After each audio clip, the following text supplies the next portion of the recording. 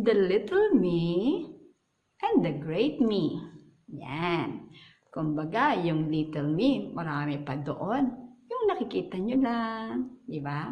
Ay, ito yung physical self, di ba? Yung mga moods, tsaka yung iba pang mga outer na nakikita natin. Tapos merong greater me. Yan yung higher self natin. Diba? So, dito sa book na to, alam ko nun, kinukwento ko to eh. Diba? Naalala nyo ba? Ayan. So, iba't iba ang kwento tungkol dito para makita natin ang ating sarili. Na, ganito pala. Ayan. So, yung ating little me at greater me. Yan. Ano naman yung naalala natin? Paano nga kaya natin maipapaliwanag yung the little me and the great me? Yan. So, yung libro, sana nga maano nyo, no? Mabasa nyo kasi napaka-cute lang niya at magandang reminder. Ito isang magandang reminder. Diba?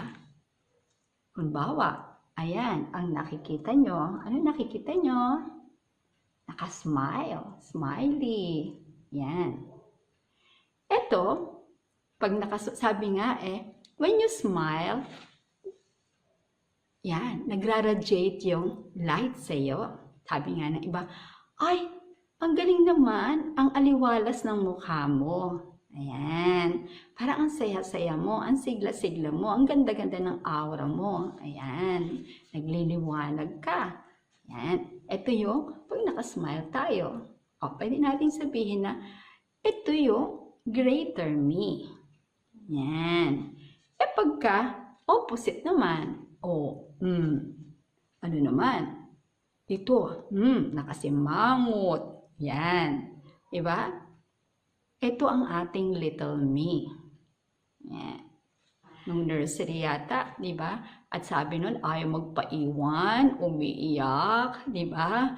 Lagi nakasimangot, umiiyak. Yan. Okay lang yun kasi yun yung little me natin. Pero habang lumalaki tayo, nag-grow yung ating self. Di ba? Yung sarili natin, nag-grow din siya.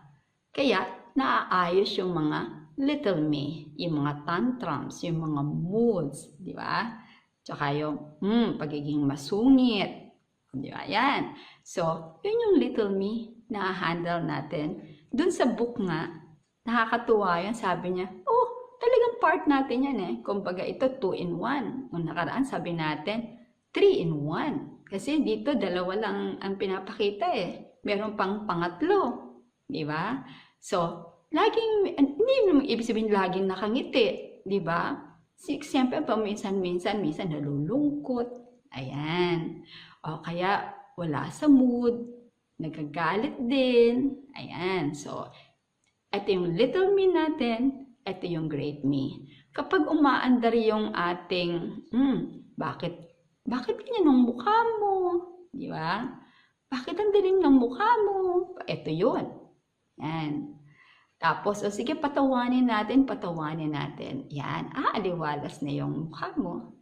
Yan. So, paano ma-handle? Doon sa libro, maganda yun sa libro, sabi niya ganyan, pag umaandar itong little me natin, huwag nating pagalitan yung sarili natin. Huwag nating i-criticize. Huwag nating pintasan. Huwag nating, diba, i-judge. O, sabi sa mga higher level, i-condemn. O, diba? Wow, kasi part natin yan eh. Diba? Ang kailangan lang daw, sabi dun sa book, parang mag-blow ka ng candle sa cake. Hinga ng malalim. Tapos, sabi daw ganyan. O, pag na hinga ka ng malalim, yung, di ba, focus on your breathing, yung hininga ng buhay, hininga ng galing sa Diyos, papasok sa atin ang Holy Spirit. Pagkatapos, pag-blow natin, na-blow din natin yung ating mga, okay, naiinisan, o kaya ay kung ano may nararamdaman, yung lungkot natin, Pag na-blow na yon, tapos habang ginagawa natin yon, di ba? Lumuluwag yung pakiramdam natin. Gumaga ang pakiramdam natin. Tapos, ayan, mamaya, ngingiti na tayo.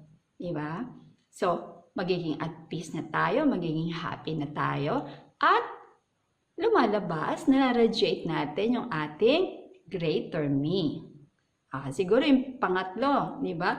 Nandito na rin sa greater me. Hindi lang, I am my higher self, I am my greater me.